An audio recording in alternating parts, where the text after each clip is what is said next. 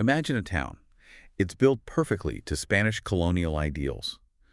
Crisp, gridded streets, a prominent church dominating the skyline, beautiful elite homes, all designed to showcase a new order. Right.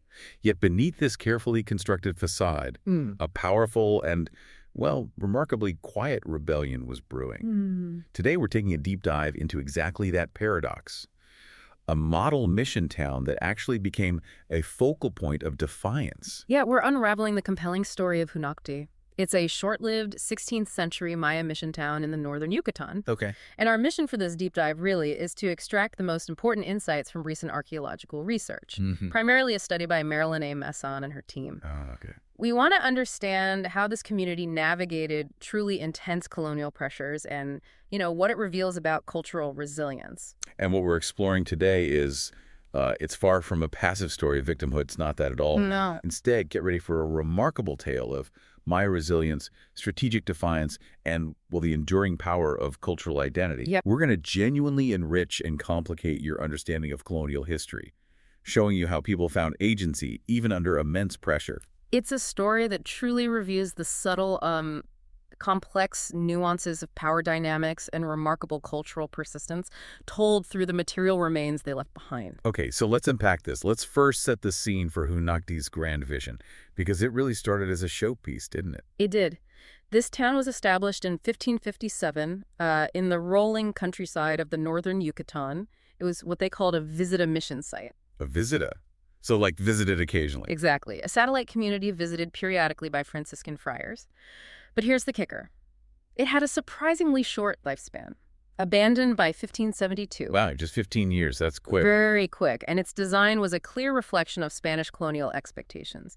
You had the layout, gridded streets radiating from a central plaza. The classic grid? With a distinct T-shaped church right at its heart. Yeah. Surrounding this were 3 large elite houses built in a, Spanish style. Plastered walls, arches. Yeah, complete with plastered walls, arched windows, niches. It was an impressive display of colonial ambition, a literal blueprint of what the Spanish hoped to achieve. And crucially, the Spanish weren't just picking any random spot for this new church, were they? I mean, the location itself seemed significant. Oh, absolutely not random. It was deliberately placed right within a pre-existing monumental Maya plaza. Right on top of it. Framed by a tall pre-Hispanic pyramid and a large administrative building, yes, it was a very strategic architectural choice. So what was the real significance there? What were they trying to do? Well, it's a textbook example of colonial power dynamics. It's an early, deliberate strategy to co-opt sacred space. Co-opt. Like, take it over. Exactly. They were literally attempting to overlay the new onto the old, hoping to erase or absorb Maya identity by building their church right on top of foundational Maya sites. It's a powerful statement of intent, trying to visually assert dominance over the spiritual landscape. And initially, this strategy, it seemed to work out for some of the Maya elite in Hunacti, right? At least in a material sense. That's right, for a time. Historical records suggest Hunacti's founding Maya leaders actually enjoyed some rare privileges under early colonial rule. Like what kind of privileges? Well, access to horses, which was a big status symbol.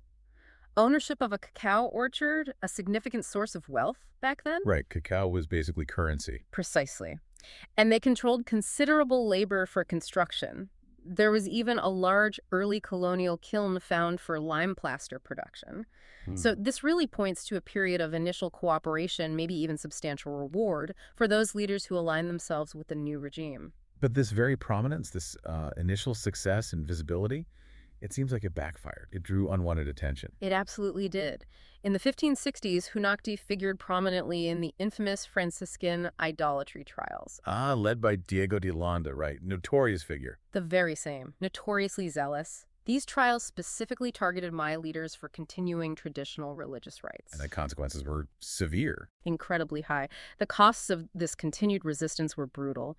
In 1562, one of Hunacti's Maya leaders, a man named Juan Zhu, was arrested along with 8 others. Okay. Tragically, he died under torture. The accusation was human sacrifice in his cacao grove. Wow. And it didn't stop there. Later, in 1565 and 1570, subsequent leaders were also punished for idolatry, suffering public lashings. It was a very brutal, very public crackdown designed to instill fear. And then there was that really strange incident in 1561. It sounds almost bizarre. Before his arrest, Wanshu himself reported something unusual. Yes, it's a very strange episode, and it might have sealed Hunacti's fate. Huan Shu, one of the elite leaders, reported finding a stillborn infant with what he described as crucifixion-like marks. He reported this himself, not like under duress. No, that's what's key. It wasn't a forced confession, it was a self-reported claim. Now, Fray Pedro de Ciudad Rodrigo ordered the body unearthed. And Landa, while ever the opportunist and eager to justify his increasingly harsh methods, he seized upon this incident as further evidence of what he called idolatry among the Maya. But what do you make of that? She reporting it himself? It's complex. It could suggest a kind of blending, maybe, of Christian iconography with local beliefs. Or perhaps it was a desperate, misguided attempt by Xi to navigate a really precarious situation, not realizing the full implications of what he was reporting. It's hard to say for sure. Fascinatingly ambiguous. Ultimately, though, the pressure and then disaster strikes. Yes. The pressure, compounded by natural disaster, proved too much for the town. In 1572, a famine struck, and Hunacti was abandoned. Just like that. Where did the people go? It's likely its residents relocated to nearby Tixmawak, a site that, unlike Hunacti, actually managed to endure through the colonial period. Okay, so the Spanish chronicles tell us this story of persecution, right? Leaders dying under torture, a town ultimately abandoned.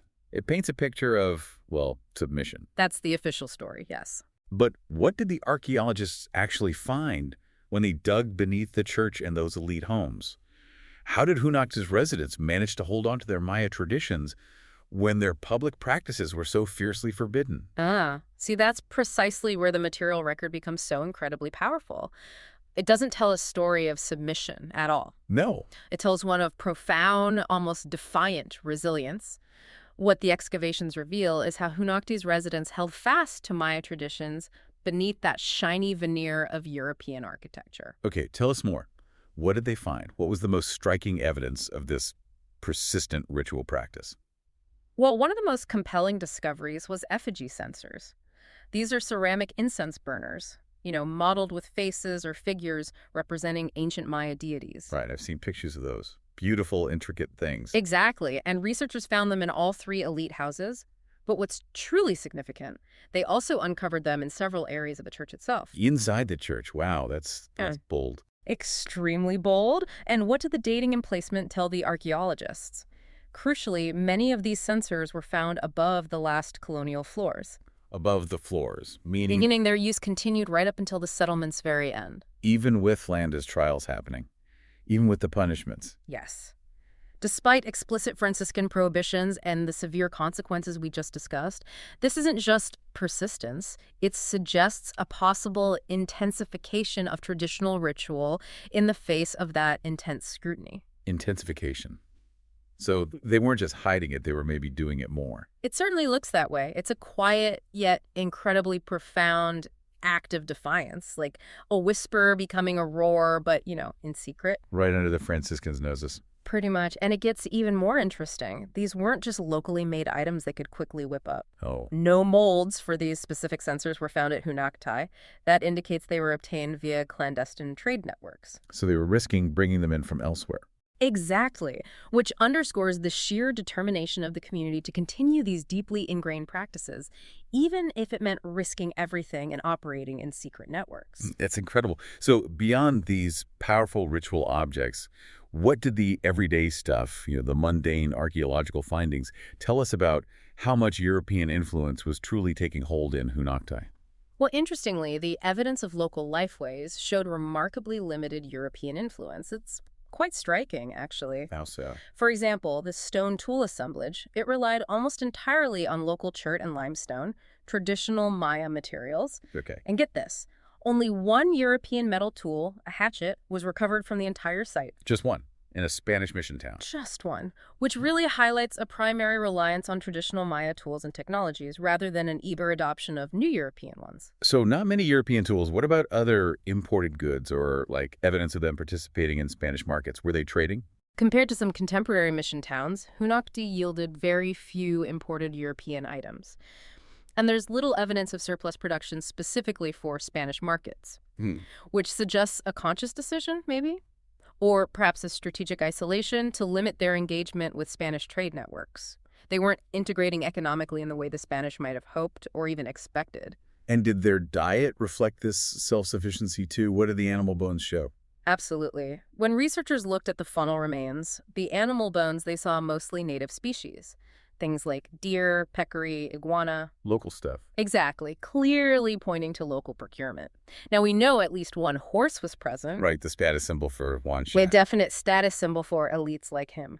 But the overall picture points to a community focused on self-sufficiency rather than deep integration into colonial markets. So these seemingly small details, like what tools they used or what they ate, they really speak volumes, don't they? They absolutely do. These subtle details from everyday objects, from their diet to how they made their tools, are incredibly powerful. They allow us, to rewrite historical narratives. How so?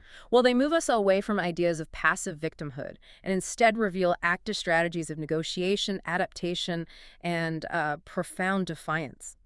It demonstrates that history isn't just about grand gestures or written decrees. It's often found in the effusive kitchens and the hidden placement of ritual objects. So what does this all mean for how we view Hunacti's short occupation? I mean, conventionally, its abandonment might look like a failure in colonial terms. Right. The Spanish would likely have seen it that way. But Masta and her colleagues offer a much different interpretation, don't they? What's the bigger picture here? Yeah, they really reframe it. If we connect this archaeological evidence to the broader context, it appears Hunacti's letters shifted. They went from that early cooperation phase. With the privileges and the kiln? Exactly. To a more self-sufficient, resistant stance. They deliberately limited engagement with Spanish trade and fiercely maintained control over their religious life. So their failure to endure as a Spanish mission town could actually be reframed. As a calculated act of autonomy, yes. A choice. That's a powerful reframing. Yeah. But this choice to resist, to pursue autonomy, it must have come at a cost, right? It wasn't easy. Oh, without a doubt. This choice likely came at the expense of long-term stability and maybe easier access to Spanish goods. There was certainly a material cost involved. Okay. But the archaeological evidence suggests that this sacrifice preserved a significant degree of local autonomy and cultural identity, an outcome highly valued, we think, by many indigenous communities navigating colonization. So it was a different kind of success. Exactly. Wow. Measured not by Spanish metrics of wealth or integration, but perhaps by their own metrics of cultural survival and self-determination. And Masson herself notes this beautifully, I think. She says something like, success in this context isn't just about wealth or imported goods. Right. It's also about sustaining your own traditions and making your own decisions, even under intense outside pressure. It really makes you rethink our standard metrics for historical success, doesn't it? Mm-hmm. What counts as winning or losing. It truly does. And why Hunacti matters, why this specific site is so important, is that its archaeology enriches our understanding of the sheer diversity of experiences among colonial-era Maya towns. It wasn't all one story. Not at all. Some communities did integrate more with colonial governance, perhaps for material benefits or perceived stability, while others, like Hunacti, seem to have chosen to accept the profound costs of resisting even facing famine and forced relocation in order to maintain their pre-colonial Maya religious traditions. It highlights that there wasn't a single uniform response to colonization, but a whole spectrum of choices, each with its own consequences and maybe its own hidden triumphs. The story of Hunacti, then, is really a powerful testament to the enduring human spirit, isn't it? A community that, despite immense pressure, and, frankly, devastating consequences, found profound ways to assert its identity and its cultural practices. Mm-hmm. It's a story told not just through dusty documents from the colonizers, but through the material whispers left behind in the dirt by the people themselves. Absolutely. And this deep dive truly reveals that history is rarely, if ever, a straightforward narrative of conquest and submission. There's so much more nuance. So much more. It invites you, the listener, to consider. How might we better recognize and value forms of success that prioritize cultural survival and self-determination over those conventional measures of prosperity or integration? Both in historical contexts like this and maybe even in our world today. It's definitely something to think about.